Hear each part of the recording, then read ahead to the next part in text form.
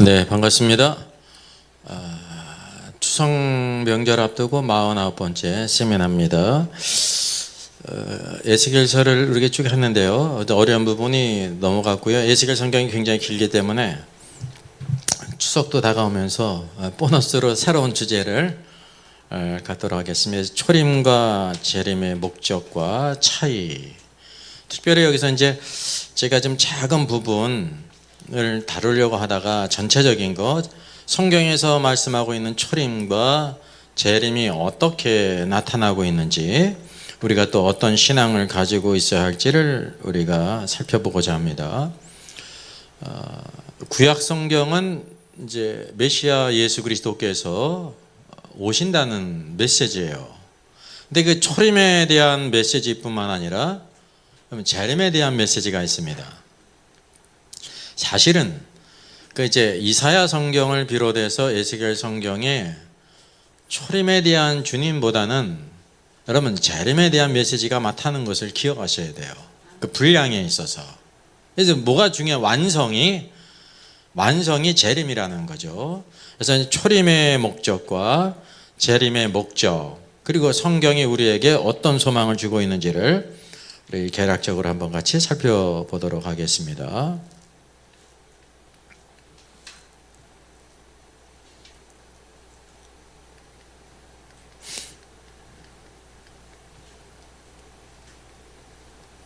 자, 그 여호와의 일곱 절기에 나타난 하나님의 구원의 경륜이죠. 우리가 알다시피 전반부 네 절기가 나뉘어져 있죠. 왜냐하면 전반부 네 절기는 봄에 대한 절기고, 그리고 상당한 기간이 경과돼요. 그래서 이제 7월로 넘어갑니다. 7월은 이제 가을 절기인데 나팔절과 속죄절, 장막절이 있습니다. 우리가 알다시피 이 전반부 네 절기는 초림의 주님과 관계가 있습니다. 초림의 주님, 이게 초림이 중요한 거예요. 초림의 문제는 첫째가 유월절이죠. 세상죄를 지고 가는 하나님의 어린 양으로서 죄의 문제를 해결해야 돼요. 그 죄의 문제를 해결한 다음에는 어떤 삶이 펼쳐지냐면 무교절로 이어지지 않습니까? 여기 중요한 거는 7일간인데 7일간이라는 거는 우리의 전생의 무교절인데 누룩이 없는 떡은 누구시냐면 유일하게 예수 그리스도세요. 그분을 먹어야 된다. 그분을 먹음으로 오늘도 우리가 죄를 이기고 적극적으로 의를 행하는 삶, 주님을 따르는 삶은요, 의로운 삶을 살아야 된다는 사실이죠. 그래서 이제 무교절이 있고, 초실절 있지 않습니까? 안식구 첫날, 초실절, 이제 부활절이고, 그리고 오순절은 50일 있다가 성령이 임하셨습니다. 이게 초림의 주님입니다. 초림의 주님. 그래서 초림은 무엇으로 완성이 되냐면 예수 그리스도께서 이 땅에 성육신하시고 십자가에 죽으시고 부활하시고 승천하시고, 그리고 뭐가 또 이어져요? 성령님을 보내셨어요. 오순절 성령이 임하심으로 말미암아 교회가 세워졌다는 거죠. 이게 굉장히 중요한 겁니다. 그래서 사도행전에 교회가 나오는 거예요. 마태복음 16장에도 이 반석 위에 내 교회를 세운다라고 말하고 있으면서 교회와 함께 뭐가 나와요? 내가 내게 천국 열쇠를 주는데 하늘의 왕국의 열쇠를 준다는 겁니다. 그래서 교회가 무엇이라는 걸 알게 되냐면 하나님의 왕국이라는 걸 알게 되고, 그것이 언제 임하냐면 16장에서는 그것이 미래형이었는데 사도행전 2장에 오순절 성령이 임하심으로 말미암아 교회가 생겼습니다. 그래서 그 교회 이름이 바로 뭡니까? 우리가 흔히 초대교회라는 건 처음 교회라는 거예요. 성령님이 임하심으로 인해서 교회가 설립이 됐다고 하는 사실이죠. 교회. 그래서 이 교회가 너무나도 여러분 중요한 겁니다. 교회는 그리스도의 몸이에요. 머리이신 그리스도께서 이 교회를 통해서 그분의 역사를 이루신단 말이죠. 그리고 이제 상당한 기간이 흐른 다음에 가을절기 첫 번째 나팔절, 속죄절, 장막절이 있습니다. 요건 이제 마지막 때에 있을 이제 뭐 관계이냐면 재림과 관계가 있어요. 재림과. 그래서 이 절기 가운데도 마찬가지고 성경의 중요한 두 가지 메시지는 초림의 주님 예수 그리스도께서 우리의 죄의 문제를 해결해 주시기 위해서 이 땅에 오신다. 십자가에 죽으실 것이다, 부활하실 것이다, 승천하실 것이다, 성령을 보내실 것이다. 이게 초림에 관한 것이고, 그리고 아직 시간적으로 완성되지 않았는데 주님이 다시 오실 것을, 승천하시면서 다시 오실 것을 말씀했습니다. 우리가 이 사이에 살고 있다는 사실이죠. 그래서 오늘도 우리 신앙은 뒤로는 초림의 주님께서 구속의 역사를 완성하신 것이 있고, 또 하나 앞으로는 재림의 주님. 재림의 주님은 어떤 주님이냐면요, 초림의 주님과는 전혀 다르다는 것을 우리가 알아야 되는 것입니다. 그래서 제가 이제 간단히 표를 그렸어요. 초림, 퍼스트 커밍이고 두 번째 오심, 그래서 재림에 있죠. 주님의 초림은 성육신으로 시작되어집니다. 성육신은 한편으로 은밀해요. 어떤 것이 은밀한 것이냐면 하나님께서 사람이 되셨다는 게 은밀한 거예요. 그 결과로서 그 위에 놓인 아기를 보지만 그분이 바로 누구라는 겁니까? 하나님이시라는 거예요. 하나님이 사람이 되신 거예요. 그래서 그게 이제 그 은밀성이 있어요, 성육신은. 그리고 이 땅에 이제 사생애를 지나가시고 공생애가 있지 않습니까? 약 3년간의 공생애가 있고 결국 십자가에 죽으시고 부활하시고 승천하셨습니다. 그 승천은 공개적이죠. 그리고 약속하신 성령을 보내셨어요. 이게 바로 초림에 이루어진 일이야. 우리가 여호와의 일곱 절기에 나타난 것처럼 이게 초림에 관한 거죠. 그럼 초림을 뭐라고 말할 수 있냐면, 흔히 예수님이 이 땅에 오셨으니까 초림입니까? 예수님이 이 땅에 오셨으면 초림이에요? 초림인데 초림의 그 한 부분, 시작이에요, 시작. 그래서 우리가 뭐를 알게 되냐면, 주님의 초림이라는 거는 상당한 기간이 있다, 구속의 역사를 이루시는데 여러 가지 많은 과정이 있다라는 걸 여러분 아셔야 돼요. 그래서 이게 성육신 구유로부터 십자가 사건이 굉장히 중요하고, 부활, 승천, 성령 강림까지 해서 교회가 세워져서 이 시대가 이제 교회의 시대예요. 교회의 시대는 은혜의 시대입니다. 은혜를 누리는 시대입니다. 그리고 구원의 날이라, 지금은 구원의 날이다 그랬습니다. 그래서 세상에 복음이 전파되죠. 이제 복음이 전파되는데 마태복음의 관점은 무엇을 증거해야 되냐면 왕국 복음을 전파라는 거예요. 왕국 복음. 그래서 이제 초림의 목적은 우리의 죄의 문제를 해결하심으로 구속을 이루시는 것이고, 그 결과가 무엇입니까? 교회예요, 교회. 여호와의 일곱 절기 가운데 초반부의 네 절기가 바로 한 그룹인데 이게 초림 때 이루어지지 않았습니까? 그게 마지막 열매가 교회라는 거예요. 성육신과 그리스도의 십자가와 죽으심과 부활과 승천과 성령이 임하신 거를 하나로 묶으면 그게 뭐가 된다는 거예요. 결과가, 열매가. 그게 교회라는 거예요, 여러분. 이 교회가 이렇게 놀라운 것입니다. 왜 주님이 죽으셨느냐? 뭐를 얻기 위해서요? 교회를 얻기 위해서요. 교회를 얻기 위해서. 왜 주님이 부활하시고 승천하셨느냐? 약속하신 그리 성령을 보내셔야, 오순절 성령이 임해야 교회가 세워지는 거예요. 그래서 이게 초림의 목적은 가장 작게는 죄의 문제를 해결하신 것뿐만이 아니라 교회다라는 걸 우리가 알아야 돼요. 그래서 처음 절기의 마지막이 오순절 아닙니까? 오순절은 오순절 성령의 강림, 사도행전 2장, 교회가 세워진 거란 말이죠. 그럼 주님께서 이제 승천하시면서 내가 구름을 타고 간 대로 그대로 오리라고 그랬습니다. 구름 타고 간다는 뜻이 무엇인지 아십니까? 구름 타고 가는 거를 제자들이 봤어요. 공개적으로 비저블하게 눈으로 봤단 말이죠. 그럼 주님이 재림하시는 걸 어떻게 알 수 있어요? 구름에 타셨기 때문에. 그때 눈으로 볼 수가 있는 거예요. 은밀하게 오시는 게 아니에요. 눈으로 볼 수 있게 온다고 말씀하신 것입니다. 그러니까 지상 재림은 구름을 타고 오시는 것으로서 공개적이라는 것을 우리가 알게 됩니다. 그래서 여기서 이제 이상한 걸 발견했는데, 왜 이렇게 오른쪽은 허전해? 그죠? 허전해져. 왜 옆구리가 허전해요? 아니요. 비워놨으니까. 여기 지금 뭐 비워놨잖아요. 뭐가 빠진 것 같아요? 여러분 재림이란 뭔지 아세요? 우리가 흔히 재림을 주님이 이렇게 오시면 재림으로 생각하잖아요. 맞죠? 재림의 그거 한 부분이에요. 어떤 부분이냐면 성육신이 초림의 시작인 것처럼 주님이 구름 타고 이 땅에 오시는 것은 재림의 마지막 부분이라는 거죠. 여기에서 지금 암시해주고 있는 게 바로 뭐냐면 오늘의 주제는 아닌데 뭐가 있다는 거예요. 재림에 과정이 있다는 거예요. 과정이. 그래서 이거 뭐가 빠졌습니까? 주님이 이렇게 은밀하게 오셨다고 하면 성육신 하나님이 사람이 되신 거잖아요. 사람만 아기만 보지만 그분이 누구라는 거예요. 하나님이시라는 게 은밀하지 않습니까? 그런 것처럼 뭐가 있다는 거예요. 은밀하게 오시는 부분이 있다는 걸 여기 지금 암시해주고 있는 거예요.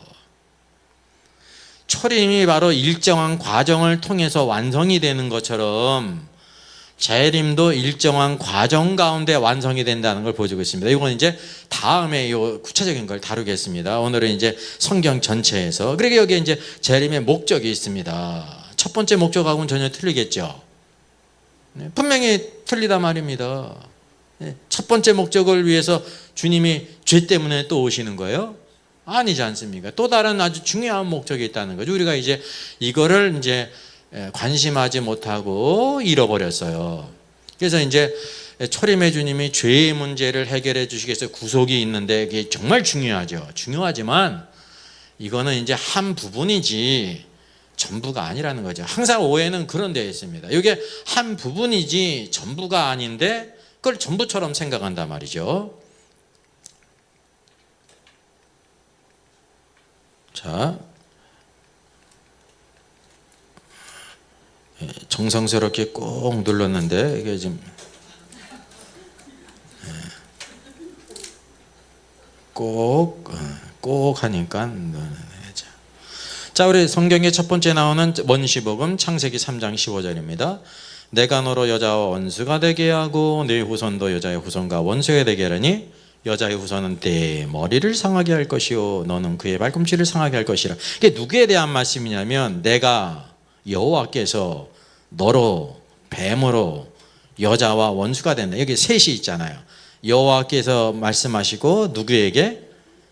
너 뱀에게 말씀하시는 거예요. 그러면서 제3자 누구를 언급하냐면 여자를 언급해요.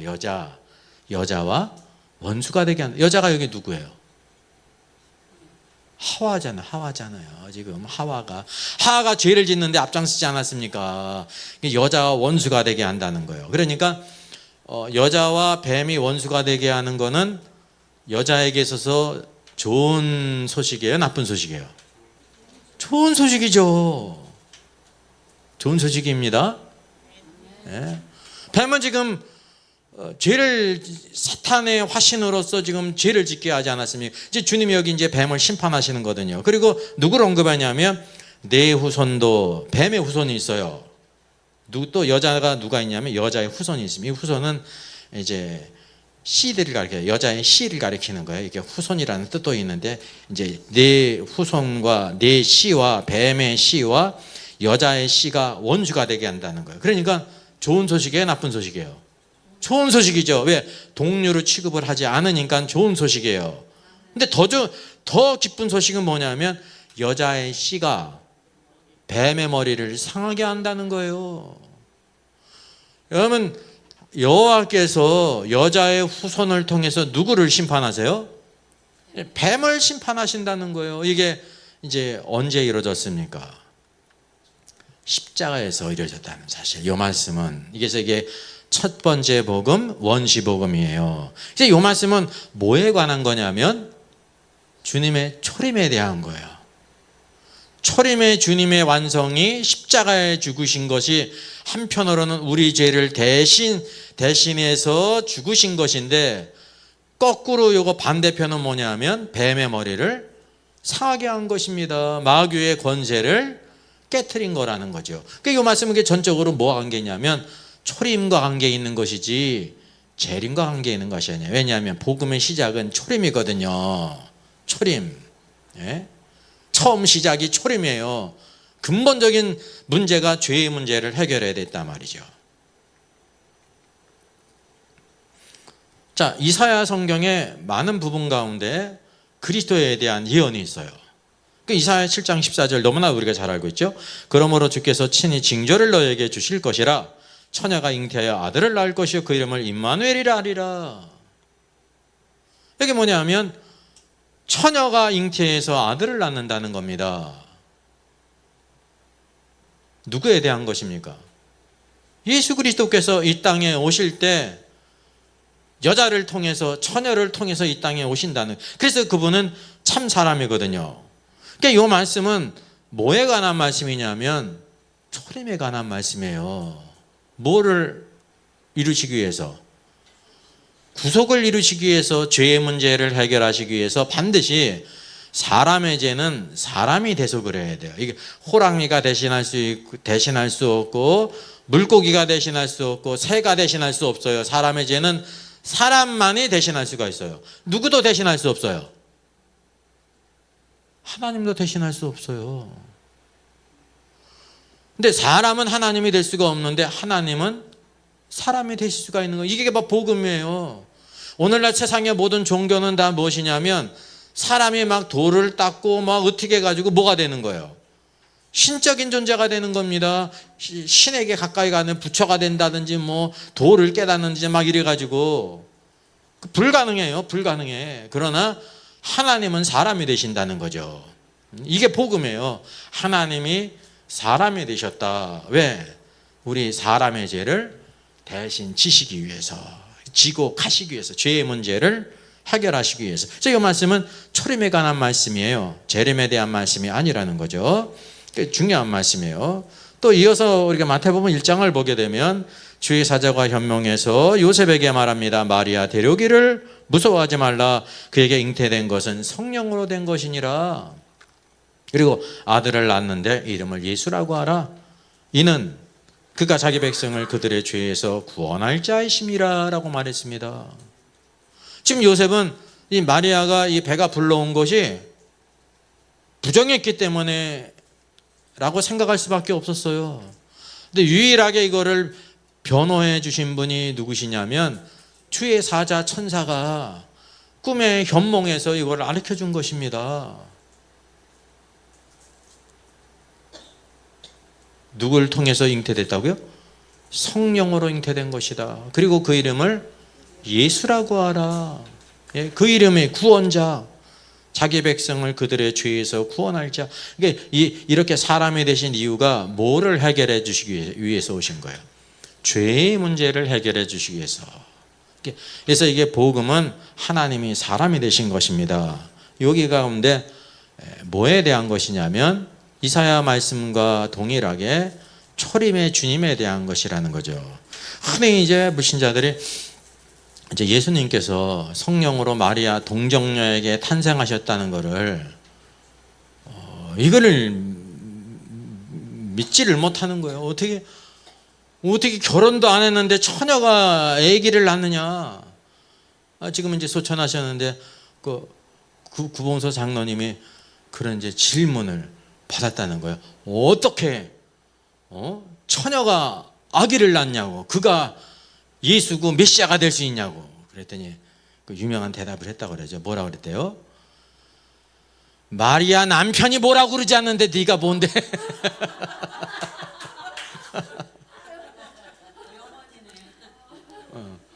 쌍지파교지 나사렛 사람 요셉이잖아요. 요셉이 왜 그를 데려갔냐 하면 주의 천사가 그 사건의 진상을 알려준 것입니다. 이거 성령으로 잉태된 것이다. 우리를 죄 가운데 구원할 자이시다. 그래서 요셉의 믿음으로 그를 데려온 거예요. 요셉이 믿었으면 다른 사람들은 어떻게 해야 돼요? 셧다운 해야죠. 이게 유일하게 요셉에게만 이렇게 신어졌어요. 요셉에게만. 그러니까 이 성령에 잉태됐다는 것이 얼마나 놀라. 요셉이 경건한 사람일지라도 그거를 하나님의 역사를 알아요, 몰라요? 모르죠. 이때까지 그런 일이 없지 않습니까? 그래서 가만히 끊으려고 한 거예요. 보통 사람 같으면 어떻게 합니까? 오, 막 세상에 얌전한 지금 부뚜막이 올라온다고, 세상에 내가 이렇게 막 약혼을 했는데 세상에 배가 불러왔다고 막 자기의 억울함을 막 호소하고 그럴 거 아닙니까? 그죠? 근데 요셉은요, 경건한 사람이라 가만히 끊고 자있어. 그때 누가 신원해줘요? 주의 천사가. 그러니까 이 말씀은 그래서 초림에 관한 거라는 거죠. 초림의 중요한 목적이 바로 무엇입니까? 죄를 사하시기 위해, 죄의 문제를 해결하시기 위해서. 여러분, 우리 인생의 제일 중요한 문제가 죄라는 걸 알아야 돼요. 죄의 값은 사망이에요. 죽이면 끝이 아닙니다. 심판이 있어요. 그래서 오늘 우리가 이 세상 사람들의 모든 문제의 근원이 어디에 있냐면 죄에 있다는 거예요. 죄. 그래서 죄 있는 사람에게 소망을 두면 안 돼요, 여러분. 소망을 누구에게 둬야 되냐면 하나님께 둬야 돼요. 그래서 예수 그리스도께, 그분만이 소망이라 말이죠. 자, 넘어가서 요한일서 3장 5절, 유명한 말씀이죠. 그가 우리 죄를 없애려고 나타나신 것을 너희가 아나니 그에게는 죄가 없느니라. 그러니까 초림의 주님은 우리의 죄를 가져가기 위해서, 없애시기 위해서 오셨다는 것입니다. 초림의 주님의 목적, 구속을 이루시는 죄의 문제를 반드시 해결해야 됐다는 사실이죠. 이게 이제 초림의 목적이라는 사실입니다. 여기 죄를 없애려고 그랬잖아요. 없앴으니까 어떻게 돼? Take away, 가져가서 없어진 거예요, 여러분. 또 이어서 히브리서 9장 21절, 대표적인 말씀이죠. 그가 세상을 창조한 때로부터는 자주 고난을 받아야 할 것이로되 이제 자기를 단번에 제물로 드려 죄를 없이 하려고 세상 끝에 나타나셨느니라. 이 세상 끝이 바로 뭐예요? 말세. 주님이 오실 때부터가 말세예요. 여러분, 그걸 아셔야 돼요. 뭐 때문에? 죄를 없이 하시려고 초림해 주니. 그래서 한 번 죽는 것은 사람에게 정하신 것이 그 후에는 심판이 있다라고 말씀하고 있습니다. 주님이 이 땅에 육신이 돼서 오신 이유가 죄의 문제를 해결하기 위해서 오셨다는 사실이에요. 이게 구속의 제일 중요한 부분입니다. 이것 없이 다른 모든 것이 있을 수 없다고 하는 사실입니다. 자, 히브리서 9장 28절이 이제 뭐로 넘어가냐면, 여기 초림뿐만 아니라 주님이 두 번째 오세요. 이게 재림 아닙니까? 그 이어서 28절 말씀하고 있기를 이와 같이 그리스도도 많은 사람의 죄를 담당하시려고 단번에 들임받으셨고, 이게 초림이잖아요. 십자가에서 이루셨어요. 부활하고 승천하셨는데 이제 뭐가 있습니까? 구원에 이르게 하기 위하여 죄와 상관없이 자기를 바라는 자들에게 두 번째 나타나시리라. 이 두 번째 나타나시리라는 것이 무슨 뜻입니까? 주님이 재림하실 때. 그러니까 이 말씀은 전반부는 죄를 담당하신 거는 초림의 주님이고, 그래서 거기 자연히 부활이 있고 승천이 있고, 오늘도 뭐가 있냐면 성령을 보내셔서 이 땅에 교회가 이루어졌단 말입니다. 그리고 마지막 주님이 두 번째 나타나실 때에는 죄와 상관없이 자기를 바라는 자에게 나타난다는 거예요. 여러분, 주님의 재림은 죄와 상관없이 나타나는 것이라는 걸 우리가 알아야 된다는 사실이죠.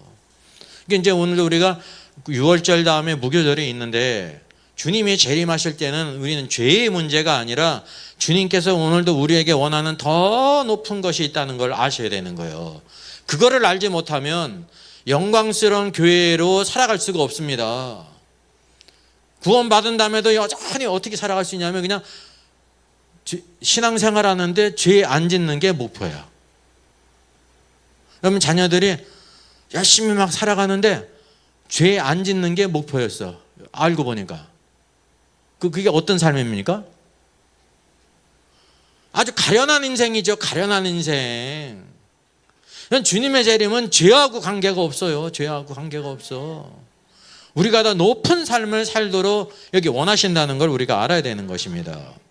자, 헤롯 왕에게 마태복음 2장을 보게 되면 이제 말하지 않습니까? 유대 베들레헴의 원이 이는 선지자로 이렇게 기록된 바, 이제 대제사장과 서기관들이 말하는 거예요. 그리스도가 어디서 나겠느냐 말하게 될 때, 유대 땅 베들레헴아 너는 유대 고을 중에서 가장 작지 아니하도다. 내게서 한 다스리는 자가 나와서 내 백성 이스라엘의 목자가 되리라 그랬습니다. 이게 미가서 5장 2절의 예언이죠.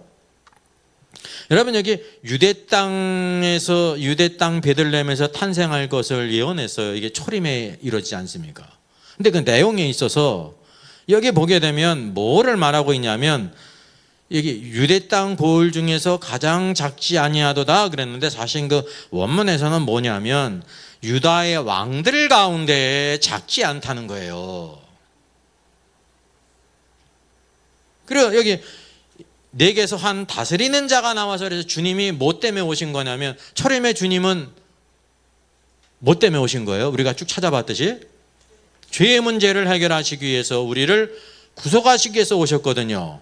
근데 여기 이제 베들레헴에서 탄생할 것을 의미하면서 그분을 누구라고 말하고 있습니까? 한 다스리는 자가 나온다는 거예요. 다스리는 자. 다스리는 자에게는 뭐가 있어요? 다스리는 권세가 있죠. 다스리는 권세를 가진 자를 여러분 뭐라고 불러요? 그 왕이에요. 그분이 왕이다 그런 뜻입니다. 여러분 주님이 이 땅에 계실 때 왕으로 계셨습니까? 그런 성경이 있어요? 그런 성경이 있으면 내가 세계 일주 시켜보내다니까. 여러분 이걸 우리가 잘 구분을 해야 되는 거예요. 분명히 여기 다스리는 자가 나와서 그랬잖아요. 또 내 이스라엘 백성, 내 백성 이스라엘의 목자가 되리라 그랬잖아요. 이 목자가 되리라는 거는 이제 잘못된 번역은 아닙니다. 여기 킹제임스 성경은 rule 그랬잖아요. 다스린다 그러거든요. 다스리는데 어떻게 다스리냐면 목자가 양을 다스리듯이 다스린다는 거예요. 목자로서. 이게 다스린다는 말은 목자가 되리라는 건 잘못된 번역이 아니에요. 목자로서 다스린다는 그런 뜻이거든요. 주님이 이 땅에 계실 때 한순간이라도 뭐 갈릴리 나사렛을 이렇게 다스렸습니까? 예루살렘을 다스렸습니까? 예? 가버나움을 다스렸어요? 유대 땅을 다스렸어요?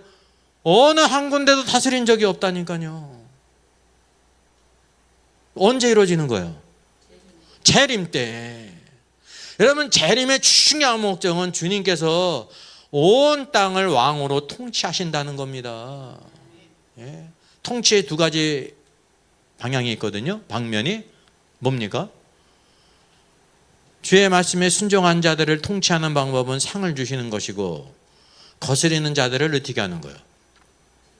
징계하고 벌을 주는 거예요. 그러면 나라가 지금 주권이 있고 권세가 있잖아요. 나라 법이라는 거는 바로 뭐냐면 나라에 유익하게 한 모든 사람들을 이렇게 이제 그 상을 베풀고 또 죄를 지은 사람은 어떻게 그래요? 징계하는 거예요. 벌을 주고 감옥에. 그래서 나라가 세워지는 거예요. 나라가.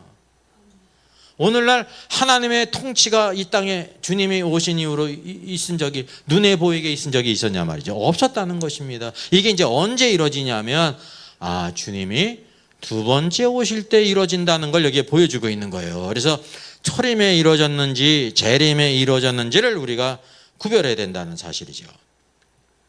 자, 베드로가 오순절날 말하지 않습니까? 예수 그리스도께서 이 십자가에 죽으시고 하나님께서 이 예수를 하나님이 살리셨다라고 말씀하고 있으면서 하나님이 오른손으로 예수를 높이심에 그가 약속하신 성령을 아버지께 받아 너희가 보고 듣는 것을 부어주셨느니라. 하나님이 예수님을 오른손으로 높으셨어요. 이게 승천이지 않습니까? 그리고 약속하신 성령을 아버지께 받아서 누가? 약속하신 성령을 아버지께 받아서 누가 보내셨어요? 예수님이 보내셨죠. 그래서 성령님은 신학적으로 아버지와 아들로부터 나오시는 분이라니까요. 보냄을 입은 자. 그래서 이제 창세기 성경에서는 아브라함이 이삭의 이제 신부를 구하러 보내는데 누굴 보내요? 다메섹 종 엘리에셀을 보내지 않습니까? 그게 뭐의 예표냐면 아브라함은 하나님 아버지를 예표하고 이삭은 아들 예수 그리스도를 예표하는 거예요. 그래서 그 신부가 필요한데 신부를 누가 구하러 가요? 종이 구하러 가잖아요. 종이란 말은 뭐냐면 보냄을 받은 자예요.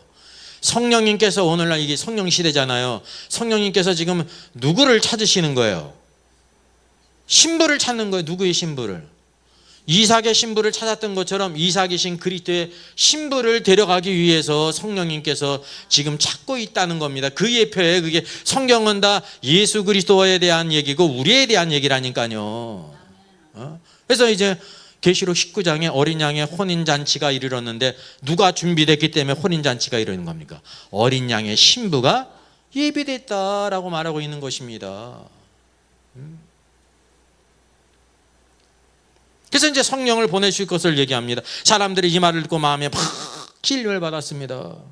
베드로와 다른 사도들에게 묻습니다. 형제들아, 우리가 어찌할꼬 그랬잖아요. 이게 이제 마음에 찔림을 받은 거예요.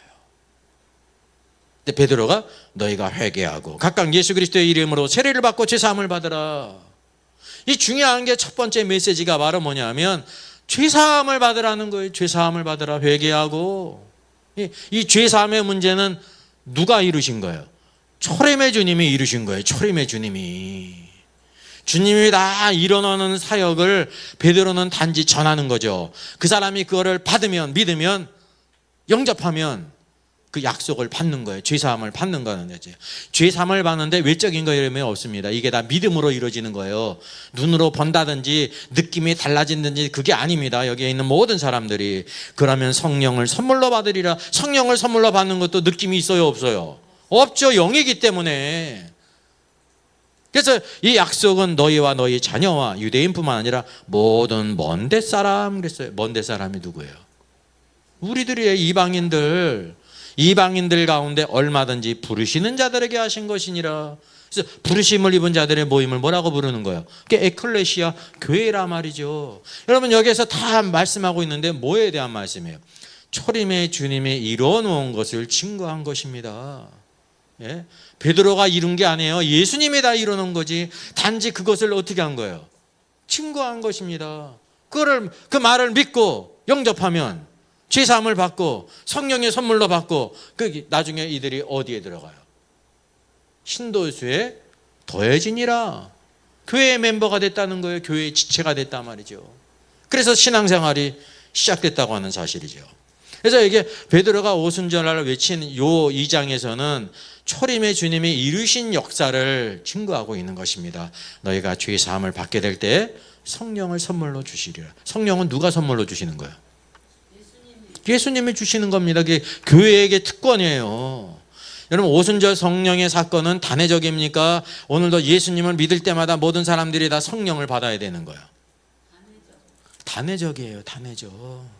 예? 오늘도 우리가 그 몸 안으로 들어갈 때 성령이 임하신 것은 하나예요. 그래서 고넬료 사건과 오순절 사건은 이제 유대인의 교회와 이방인의 교회가 모퉁이 떨어진 그리스도 안에서 하나가 됐다는 것을 보여주고 있습니다. 사마리아에 성령이 임하시지 않았죠. 왜 임하지 않았어요? 성령이 임하셔야 되잖아요.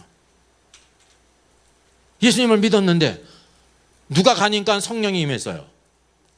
베드로가 간 다음에 왜 그랬어요? 사마리아 이게 이방인이기 때문에 만약에 성령이 임했으면 사마리아는 어떻게 생각하냐면 유대인의 교회가 따로 있고 사마리아 교회가 따로 있는 거예요. 인간은. 주님께서는 주권적으로 예수를 믿었는데 성령을 주시지 않았어요. 누가 간 거예요?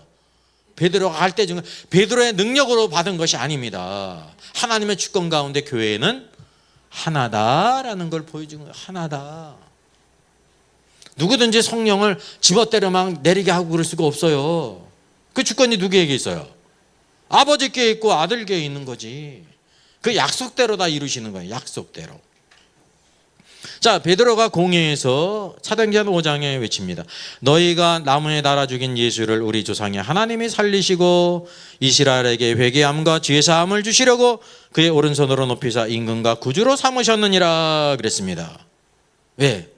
이스라엘에게 회개함과 죄사함을 주기 위해서 이게 초림 때에 이루어진 모든 사건을 증거했단 말이죠. 그리고 그를 예수 그리스도를 오른손으로 높여서 임금과 구주로 삼았다 그랬어요.